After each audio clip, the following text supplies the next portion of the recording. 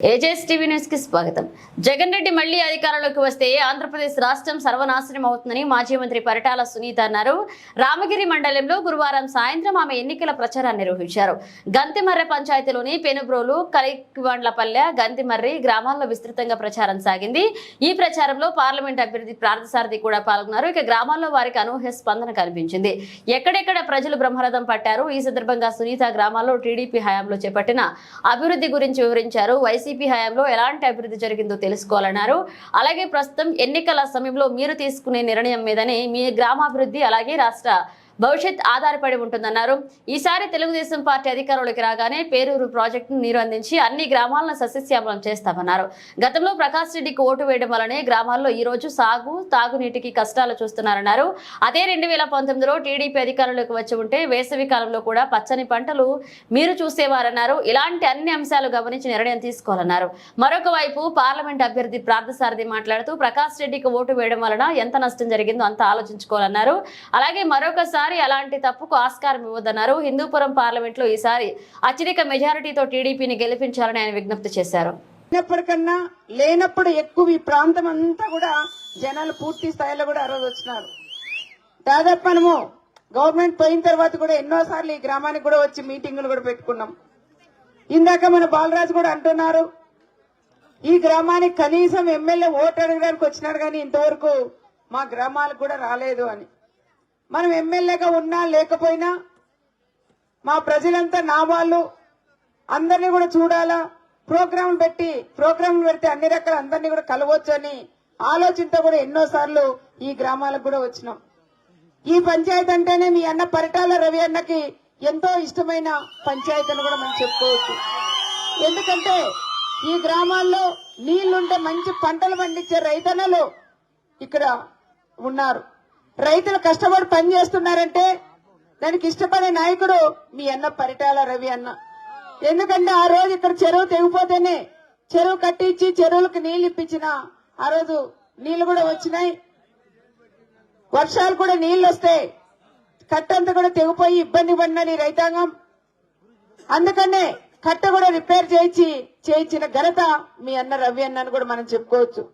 కథలుగా ఇంకా లాస్ట్ ఇంకా 30 ఏళ్ళ తర్వాత అయినా నా మనవడు వచ్చినా కూడా పరిటాల రవి గారి గురించి చాలా మీరు గొప్పగా కూడా చెప్తారని కూడా అనుకుంటున్నాం. ఎవరైనా ఏదైనా ఒక పని చేస్తే ఆ వ్యక్తిని ఎవరు కూడా మనం మర్చిపోం. చేసిన పని ఎలాంటిదని కూడా మనం చూడాలి.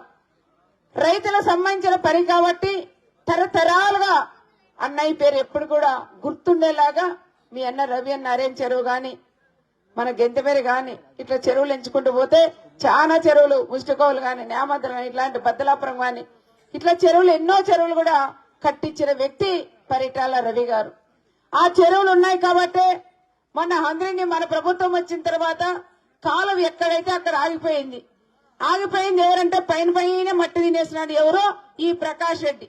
ఆ రోజు కాంట్రాక్టర్ ఆయన పైన అంతా తినేసి నిమ్మలంగా కూర్చున్నాడు. ఆ తర్వాత మళ్ళీ మన ప్రభుత్వం వచ్చిన తర్వాత మళ్ళీ టెండర్లు వస్తే మళ్ళీ కూడా పూర్తి చేపించాము కాలువ అంతా. కాలువ పూర్తి అయిన తర్వాతే మళ్ళీ కూడా గొల్లపల్లి కూడా పూర్తి చేయించారు చంద్రబాబు నాయుడు గారు. ఆ తర్వాత మనం నీళ్లు వచ్చినప్పుడు కూడా ప్రతి ఒక్క రైతన్న మనం అందరూ ఆ కాలువ అంటే నడుచుకుంటూ వచ్చినాం.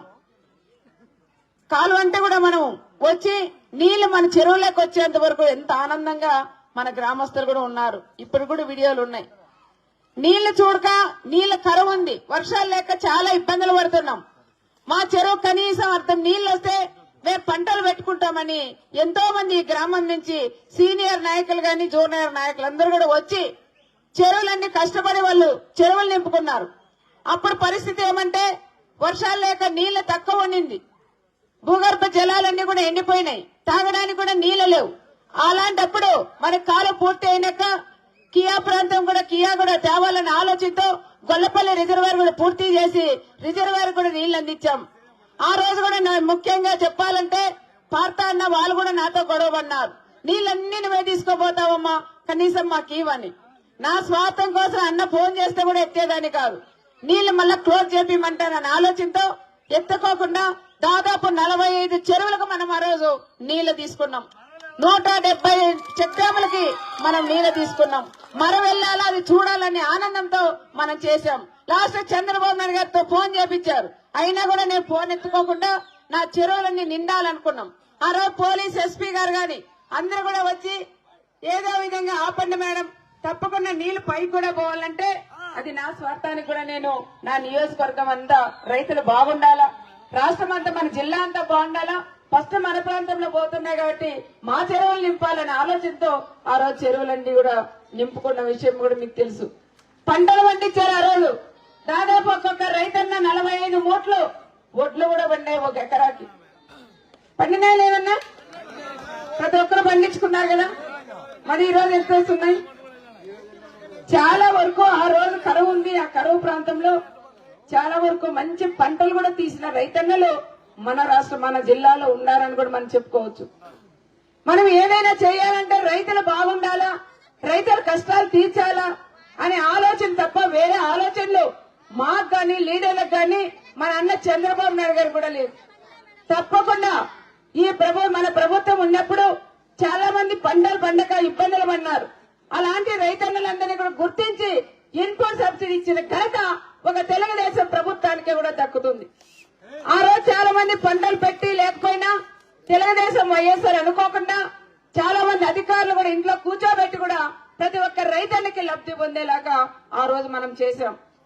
ఈ రోజు కనీసం ఎమ్మెల్యేలు ఏదో గొప్పగా చెప్తున్నారు. దాదాపు ఈ జిల్లాలో 12 మంది ఎమ్మెల్యేలు, 2 ఎంపీలు ఉన్నారు. ఏం చేస్తారు చేతగాని వాళ్ళు? కనీసం ఈ అనంతపురం జిల్లా కరువు ప్రాంతం, వర్షాలు లేక ఇబ్బంది పడుతున్నారు. ఒక పక్క వర్షాలు వచ్చి ఇబ్బంది, వర్షాలు లేక ఇబ్బంది, 2 రకాలుగా లాస్ అవుతున్నారు. కనీసం ఇన్పుట్ సబ్సిడీ కానీ ఇన్సూరెన్స్ లాంటివి ఏమన్నా తెస్తామని ఒక్క రోజైనా ఆలోచించారా? ఆ రోజు మేము ఎమ్మెల్యేలు కానీ మంత్రులందరూ కూడా కలిసి చంద్రబాబు నాయుడు దగ్గరికి వెళ్ళాం. పెనుగొండలో మీటింగ్ పెట్టారు పార్థాన్న గారు. అక్కడికి వెళ్ళాం సార్ దగ్గరికి. మా జిల్లా చాలా వర్షాలకు ఇబ్బంది పడినారు, మాకు మళ్ళీ ఇప్పుడు ఇన్పుట్ సబ్సిడీ కావాలని సార్ని అడగంగానే వెంటనే పెనుగొండలో కూడా అనౌన్స్ చేసిన ఘనత మన చంద్రబాబు నాయుడు గారికి కూడా దక్కుతుందని కూడా చెప్తున్నాం. సీఎం వచ్చారు ఈ జిల్లాకి, బటన్ నొక్కారు. బటన్ నొక్కితే మనం అందరూ సెల్ ఫోన్లు చూసుకుంటున్నాం ఎంత పడిందని. దాంట్లో 100 మందిలో ఒకరి ఇద్దరికి 2000, 1500, 200 కూడా పడింది. నిజమే కాదన్నా? ప్రతి ఒక్కరు కూడా మనం ఆలోచించాలని కూడా మిమ్మల్ని అందరినీ కూడా నేను కోరుకుంటున్నాం. మా సంఘాలు, మా మహిళలు ఉన్నారు, డ్వాక్రా మహిళలు, డ్వాక్రా సభ్యులు పెట్టిందే మన అన్న చంద్రబాబు నాయుడు గారు. పసుపు కుంకం ఇచ్చిందే మన అన్న చంద్రన్న. అసలు గ్యాస్ పై ఏ విధంగా అంటించాలనేది కూడా మనకు తెలీదు, అది నేర్పించిందే మన అన్న చంద్రబాబు నాయుడు గారు. అలాంటి వ్యక్తిని మన మహిళలు పసుపు కుంకం ఇచ్చారు. అందరూ కూడా నాకు మా ఆడపడుచు వేస్తామని మా అన్న చంద్రన్న కూడా అనుకున్నారు. కానీ మన ఆడవాళ్ళు ఏం చేశాం తల్లి? మన పుట్టింటి వాళ్ళు మనకు పసుపు కుంకం ఇస్తే వాళ్ళని గౌరవిస్తాం, కానీ లాస్ట్ టైం అది గౌరవం ఇచ్చలేదు మనం దానికని. దయచేసి మహిళలు ఇప్పుడైనా మీరు గుర్తించి చంద్రబాబు నాయుడు గారు ఉంటేనే మరి మీ డ్వాక్రా సంఘాలన్నీ కూడా పైకి వస్తాయి. చంద్రబాబు నాయుడు లేకపోతే మీరు ఈ సైకో సీఎం ఉంటే ఏ విధంగా మీ సంఘాలు పైన ఉన్నాయో ఒక్కసారి మీరు కూడా ఆలోచించాలని మా మహిళా సభ్యురాలందరినీ కూడా నేను కోరుకుంటున్నాం. ఇంకా దానికని వచ్చే మందే కాబట్టి తప్పకుండా అన్ని రకాలుగా అందరూ కూడా బాగుంటారని మరొకసారి తెలియజేసుకుంటూ, బాలరాజు గారు కూడా ఇంతకు ముందు అడిగారు, అదేవిధంగా రోడ్డు కానీ డ్రైన్ కానీ మళ్ళా కమ్యూనిటీ హాల్స్ కానీ ఇవన్నీ కూడా అడిగారు. ఈ ప్రాంతంలో ఈ పంచాయతీకి అన్ని కూడా, దాంతో పాటు మాకు హౌస్ సైట్లు కూడా కావాలా, మా పంచాయతీలో చాలా ఇబ్బందిగా ఉండదని కూడా అడిగారు. కాబట్టి ఇంతకుముందు పార్థాన్న గారు కూడా చెప్పినారు, తప్పకుండా డ్రైన్, రోడ్డు, ఒక కమ్యూనిటీ హాల్ కూడా నేను చేస్తానని అన్నగారు కూడా మాట ఇచ్చారు. ఎందుకంటే ఇంత ముందుండే ఎంపీ కన్నా వాళ్ళ దగ్గర మనం కూడా పోయేవాళ్ళం కాదు. ఇప్పుడు పార్థసారథి అంటే మన ఇంట్లో అన్న పార్థాన్ని అనుకుంటాం కాబట్టి మనం కూడా ఎవరైనా మనం అడిగి తెచ్చుకునేంత శక్తి కూడా మన దగ్గర ఉంది, కొట్లాడేంత కూడా మనందరికీ కూడా హక్కు ఉంటుందని ప్రత్యేకంగా కూడా తెలియజేస్తున్నాం. ఈ పార్లమెంట్ లో 7 ఉన్నాయి, 7లో ఒక రాప్తాడు నియోజకవర్గంగా స్పెషల్ గా చూసి దీనికి ఎక్కువ గ్రాంట్ కూడా ఇవ్వాలని ఈ గ్రామంలో మేము కూడా, ఎందుకంటే ఇది చాలా సెంటిమెంట్ అయిన పంచాయతీ కాబట్టి ఈ పంచాయతీలో అన్నగారు కూడా అనౌన్స్ చేశారు కాబట్టి తప్పకుండా చేస్తారని మరొకసారి మీకు అందరికీ కూడా తెలియజేసుకుంటూ, అన్ని మీరు బాగా విన్నారు తల్లి. శ్రీరామ్ బాబు గాని, పార్థ అన్న గారు గాని, ఇంకా మేధావులందరూ మాట్లాడినవి మీరు కూడా ఒకటి వినాల. ఇంకా టైం కూడా మనకు లేదు, కేవలం 22 రోజులు మాత్రమే ఉంది. ఈ రోజు ఇంక 19వ తారీఖు, రేపు నెక్స్ట్ మంత్ 13వ తారీఖు మనకి ఎలక్షన్. 2 రోజుల ముందే క్యాన్వాస్ ఆగిపోతుంది. దానికని ఏ గ్రామం వల్ల ఆ గ్రామంలో కష్టపడి మీరందరూ కూడా పాంప్లెట్లు కూడా ఇచ్చి, ఒక గ్రామం ఈ గ్రామంలో ఆ గ్రామం నుండి ఈ గ్రామం నుండి మీరు వచ్చి మీరందరూ కూడా పాంప్లెట్లు కూడా ఇచ్చి 2 సైకిళ్ళకి మీరు ఓటు అయిపోయాల. ఎన్ని సైకిళ్ళమ్మా? వినపడలేదు నాకు. ఇంకా వినపల్ల. 2 సైకిళ్ళు ఉంటాయి, 2కి ఫస్ట్ నొక్కాల. మళ్ళా ఆయన సైకిల్ నొక్కినట్ల ఉత్తది కాదు, గట్టిగా నొక్కి సైకిల్ గుర్తుకి మీరు ఓటేయాల. మే 13వ తారీఖు ఎలక్షన్. మన వాళ్ళు ఎక్కడైనా ఉన్నా ఓటర్స్ వాళ్ళందరినీ కూడా పిలిపించుకునే బాధ్యత మన లీడర్లు కూడా తీసుకోవాలా. ఆ రోజు మాత్రం ఎన్ని పనులున్నా వదిలేసి సైకిల్ గుర్తుకి మనం ఓటేయాల. సైకిల్ గుర్తుకు ఓటు వేసి వేయించి మంచి మెజార్టీతో కూడా గెలిపించాలని ప్రత్యేకంగా మిమ్మల్ని అందరినీ కూడా పేరు పేరున మిమ్మల్ని అందరినీ కూడా నేను కోరుకుంటున్నాం. హౌస్ సైట్లు కూడా మనం ఇద్దాం. చాలా సార్లు అడిగారు, లాస్ట్ టైం కూడా మేము కూడా సార్ని అడిగాం. ఆ రోజు బడ్జెట్ కూడా లేదన్నారు. ఇప్పుడు తప్పకుండా అందరం కూడా కలిసి మన ప్రతి గ్రామంలో కూడా హౌస్ సైట్లు కూడా చంద్రన్న చెప్పారు. ప్రతి ఇంటికి కూడా వాళ్ళలాగా జానుడు ఇవ్వకుండా ప్రతి కుటుంబానికి 2 సెంట్లు స్థలం ఇస్తాం, ఇల్లు కూడా కట్టిస్తానని మన అన్న చంద్రబాబు నాయుడు గారు కూడా మాట ఇచ్చినారని ప్రత్యేకంగా మీకు అందరికీ కూడా తెలియజేస్తున్నాం. ముఖ్యంగా చాలా మంది బీసీ సోదరులు ఈడున్నారు. బీసీ సోదరులకు కూడా 50 సంవత్సరాలకే 4,000 రూపాయలు పెన్షన్ ఇస్తానని మన అన్న చంద్రబాబు నాయుడు గారు కూడా చెప్తున్నారు. మన మహిళలకి 18 సంవత్సరాలకే నెల 1,500 రూపాయలు మన మహిళలకు కూడా ఇస్తాడని మా మహిళా సోదరిమణులకు చెప్తున్నాం. సంవత్సరానికి 18,000 మన మహిళలకు కూడా వస్తుందని ప్రత్యేకంగా చెప్తున్నాం. 3 సిలిండర్లు ఫ్రీగా ఇస్తారు, బస్సు ప్రయాణం ఫ్రీ. మన ఇంట్లో పిల్లలు ఎంతమంది చదువుకుంటే అందరికీ కూడా 15,000 రూపాయల ప్రకారం ఇస్తారు. అదేవిధంగా పెళ్లి కానుక ఇస్తారు చంద్రన్న. ఈ రకంగా చదువుకునే పిల్లలకి నిరుద్యోగ భృతి 3,000 రూపాయలు ఇస్తారు. రైతన్న కూడా 20,000 రూపాయలు కూడా ఇస్తారని ప్రత్యేకంగా మీకు అందరికీ కూడా నేను తెలియజేస్తున్నా. విదేశీ విద్య కూడా 10 లక్షల రూపాయలు ఇస్తానని మన అన్న చంద్రబాబు నాయుడు గారు కూడా చెప్పారు. దానికని తల్లి మీరందరూ కూడా కష్టపడి పనిచేస్తే మనం గెలిస్తే ఇవన్నీ కూడా చంద్రబాబు నాయుడు గారు మీకు అందరికీ కూడా అందిస్తారని కూడా చెప్తున్నాం.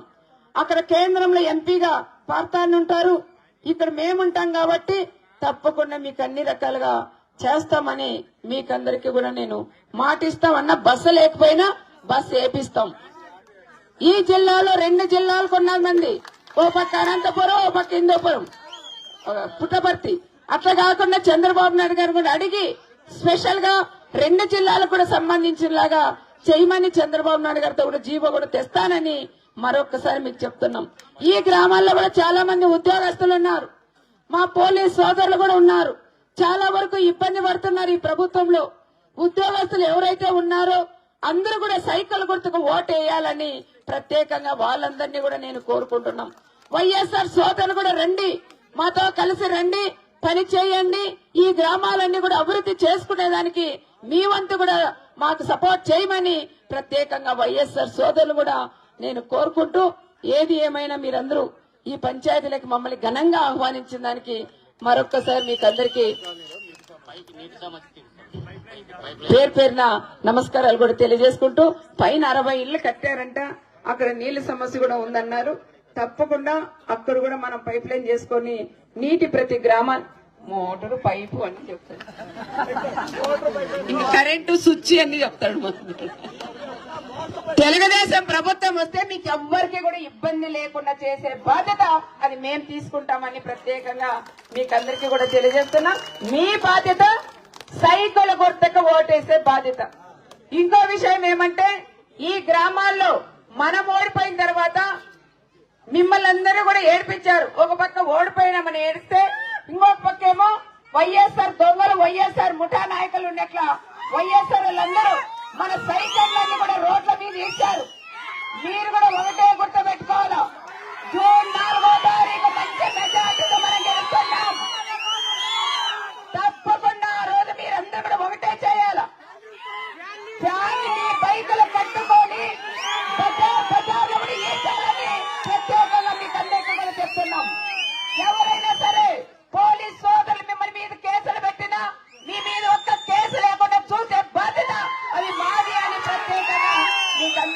పేరు పేరున తెలియజేసుకుంటూ సెలవు తీసుకుంటాం.